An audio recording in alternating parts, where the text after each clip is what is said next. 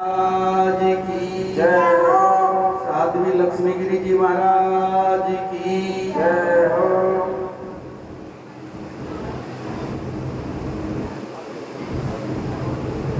जन्म जन्म के शुभ कर्मों का होता जब तक मेल नहीं, मानस योनि मिल जाना कोई बच्चों का सा खेल नहीं। कबीरा वो दिन याद कर, पग ऊपर तल शीश, मृत्यु मंडल में आए के भूल गयो जगदीश। हरि का भजन पेट का धंधा, जो नहीं करे सो मूर्ख अंधा। आगे धंधो पीछे धंधो और धंधा पे धंधो, धंधो को तो भजे राम को वही राम को बंद। धंधे में अंधा हुआ नितानंद ये जीव, आंख खोल देखे नहीं दिल के खोले पीर। क्या किया जन्म लिया, पल गए बड़े हुए, बीए हुए, एमए हुए, नौकर हुए, पेंशन मिली और मर गए। ये जीवन की कोई सार्थक परिभाषा नहीं है। ये जिंदगी के है गए है ने नहीं है। कैसे कमाओ, कैसे खाओ, कैसे गाओ, कैसे घर कोठी मकान बनाओ और न खाली करके चल दो। मानस तन को पाए के नहीं बिछाया राम, बगैर नीर के कुआ को दुआया किस काम। नीर बिन कुआ छेरा और ज्ञान के बगैर समझ के बगैर आदमी बबेरा। 2 दिन की जिंदगी है इसमें इतना उछल के चल, 2 दिन की जिंदगी है इसमें इतना उछल के चल। ये दुनिया है चल चलाओ का रास्ता, जरा संभल के चल। मानस तन को पाए के कुछ तो कर ले भला, अरे यहाँ आके क्या किया, आया जो ही चला। कर भला होगा भला, अंत भला है। दुनिया में जीने की बस यही एक कला है। अरे दूर है मत चाहियो धोखे में, मिलनो नहीं मनुष्य शरीर, वो शरीर दूर है मत चाहियो धोखे में। 84 भोग तू आयो है, तेने मानस को तन पायो है। तेरी मानस की तस्वीर, वो तस्वीर दूर है मत जाइयो धोखे में। मिलनो नहीं मनुष्य शरीर, वो शरीर दूर है मत जाइयो धोखे में। कबीर साहब की वाणी है, भजन है, काफी पूरा है, उसको नहीं बोलना। मैं तो एक संकेत रूप में आपसे निवेदन किया है। अगर कोई मुर्गा समय से पहले बोलता है तो वो ठीक नहीं है। ब्रह्म मुहूर्त में मुर्गे को बोलना चाहिए, 4-5 बजे के बीच में बोले ठीक लगता है। लेकिन कोई मुर्गा मान लीजिए 2 बजे बोले तो लोग क्या कहेंगे। गांव की अलार्म घड़ी होती है मुर्गा जगाने के लिए, गांव की अलार्म घड़ी का नाम मुर्गा है।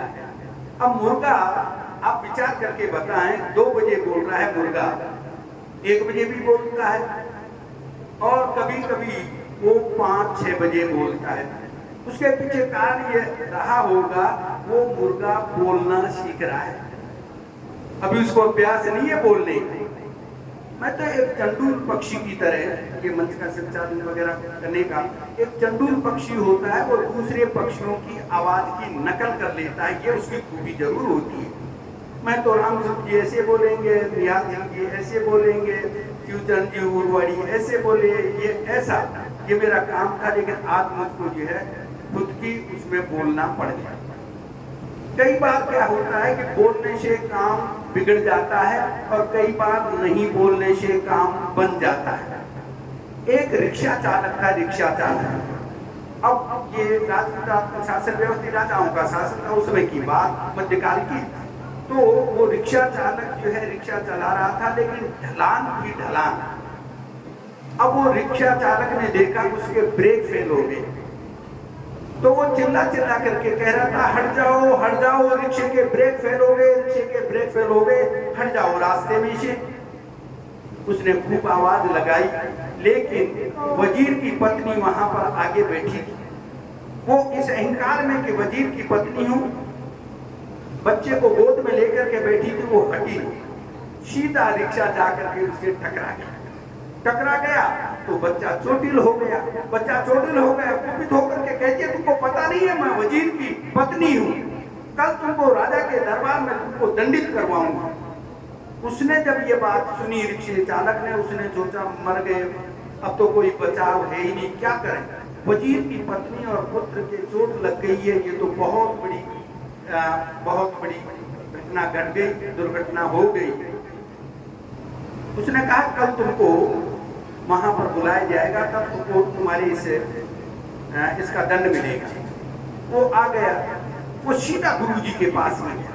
गुरुजी मर गया, गुरुजी बचाओ। गुरुजी कैसे बचाव करते हैं मैं निवेदन कर रहा हूँ। तो गुरुजी बचाओ, क्या बात होगी। गुरुजी ऐसे रिक्शे के ब्रेक फेल हो गए। मैंने खूब चिल्ला करके कहा मुझे पता नहीं था, वजीर की पत्नी बैठी हुई थी और बच्चा गोद में था, उसको चोट लगी। उसने कहा कल तुमको जो है दंडित करवाऊंगा राजा के हाथ। क्या दंड मिलेगा वो तो बात की बात है, गुरुजी बचाओ। गुरुजी ने कहा कि देखो एक ही बचाव है, कुछ भी मत बोलना, एक बात को गांठ बांध लो, बोलना मत, बस यही मंत्र तुम साथ रखो, तुम्हारा बचाव हो जाएगा। बोलना मत किसी भी सूरत में, कोई कुछ भी पूछे। वहां पर वो जाता है, बुलाया जाता है और राजा के दरबार लगा हुआ है, वजीर की पत्नी भी बैठी हुई थी, वजीर सब दरबार लगा हुआ था। राजा उस रिक्शे चालक से पूछता है बोलो तुमको कल की घटना ध्यान है। कुछ नहीं बोला। बोलो कल तुमने रिक्शा चला रहे थे और वजीर की पत्नी और इस बच्चे को चोट लगी है, इस बात का तुमको पता है। कुछ भी नहीं बोला। क्या बात हो गई थी, तुमको दिखा नहीं क्या, सुनते नहीं हो क्या, पता नहीं। नाना प्रकार के उसने एक पर एक राजा ने किए, लेकिन उसने मौन धारण कर लिया क्यों, गुरुजी का आदेश था, बोलना नहीं कुछ भी। अब साहब वजीर की पत्नी बोलती है अब तो तेरे को सांप सूंघ गया, जब तो चिल्ला करके कह रहा था हट जाओ, रिक्शे के ब्रेक फेल हो गए। ये जब जाकर के वजीर की पत्नी ने कहा, राजा न्यायकारी था, राजा ने कहा ठीक है, फैसला बरकरार है, फैसला तुमको मुक्त किया जाता है, तुम्हारी तो कोई गलती ही नहीं है, तुम तो चिल्ला करके कह रहे थे ब्रेक फेल हो गए, अब तुम्हारे हाथ की तो कोई बात नहीं थी, ये तो वजीर की पत्नी की गलती है, न्यायकारिता इसलिए वजीर की पत्नी की गलती, दंड इनको मिलेगा, तुम जाओ। तो क्या है, कई बार नहीं बोलने से काम बन जाता है और कई बार बोलने से काम बिगड़ जाता है। मैंने सोचा आज अपना काम बन गया, अपन को बोलना नहीं पड़ेगा। क्या है कि ये निहाल सिंह जी सुना रहे थे कि कबीर साहब की 16 साल की गुड़िया लाया, दुल्हन ब्याह करके जब दूल्हा पति पत्नी हो गए थे, दूल्हा दुल्हन मिल गए, फीकी बड़ी बारात, तो होता है स्वाभाविक से पल बढ़ करके बड़ी होती है बेटी, और वो जब ग्रह छोड़ती है, बिछो होता है, स्वाभाविक रूप से उसको रोना आता है। घर को छोड़कर कितने दिन, 20 साल तक 25 साल तक जो भी वहाँ घर आंगन में रही, पली बड़ी, तो वो रोई। घर परिवार के सारे लोग उसको समझा रहे थे। बाद में जो है सीमा पार हो गई गाँव की, तो पति पूछता है, बोले मेरे एक बात समझ में नहीं आई, सारे घर वाले आपको समझा रहे थे और आप रोते हुए रुक नहीं रही थी, आपके रोने का पीछे क्या कारण है, आप रोई क्यों, ऐसे मांगने का अवसर पर आपको रोना नहीं चाहिए। कई सारी बात कह गए हो एक श्वास में। फिर वो पत्नी कहती है मैं तो सिर्फ आज ही रोई हूं, अब सारी जिंदगी तुमको रोना पड़ेगा। बात समझ में आई क्या? तो बात को जो है 4 साल पहले मेरे बेटे की शादी थी, तो 16 निकल रहा था, 16। तो क्या है, गाजा बाजा जो भी था, तो एक मेरे साथी थे, उन्होंने मुझसे बहुत आग्रह किया, सब साथी नाच रहे थे, अब मुझसे कहा कि नहीं आपको भी नाचना पड़ेगा, आज तो नाचना पड़ेगा। मैंने कहा मेरे को नाचना नहीं आता, आप लोग नाचो। बहुत मैंने कोशिश करी, मैंने कहा कि भाई मुझे नाचना नहीं आता, नहीं तो नाच लेता, कोई बात नहीं, तुम्हारे कहने की मान लेता, नहीं कि आपको नाचना ही पड़ेगा। फिर मेरे को तपाक से बीरबल की तरह उत्तर सूझा। मैंने कहा कि आज के नाचने से कुछ नहीं होगा, मैं तुमसे वादा करता हूं मेरे बेटे बहू के सामने सारी जिंदगी नाचूंगा। ये सुनकर के उनको जो है पीछे हट गए। अभी दौसामा ही है वो, तो वो अकेले को भी उनको हंसी आ जाती है। तब जाकर के मेरा पिंड छोड़ा, पीछा छोड़ा। बात क्या है? अब जो महत्वपूर्ण बात है, देखो एक ही वाणी के साथ में जो मुझे जो समय मिला है, मैं एक निवेदन करना चाहता हूँ। गुरु मिले तो रोना क्या? अगर गुरु जी मिल गए तो फिर रोने की बात ही नहीं है, और जाग गए तो फिर सोना क्या? एक बार जग गए तो फिर सोने की बात ही नहीं है। अब यहाँ गुरु एक अचल राम जी महाराज जी की वाणी है, मुझे लगता है कि इस समय उसको सुनाना चाहिए। मन रे सतगुरु करे मेरा भाई, गुरु बिन कोई न संगी रहती रो अंत समय के माई। मन रे सतगुरु कर मेरा भाई, जब महा कष्ट पड़े गो तेरे कोई न आडो आई। मात पिता तिरिया सुत बंधु सभी मूढ़ छिपाई। मन रे सतगुरु कर मेरा भाई, धन दौलत और महल मालिया सब धरिया रह जाई।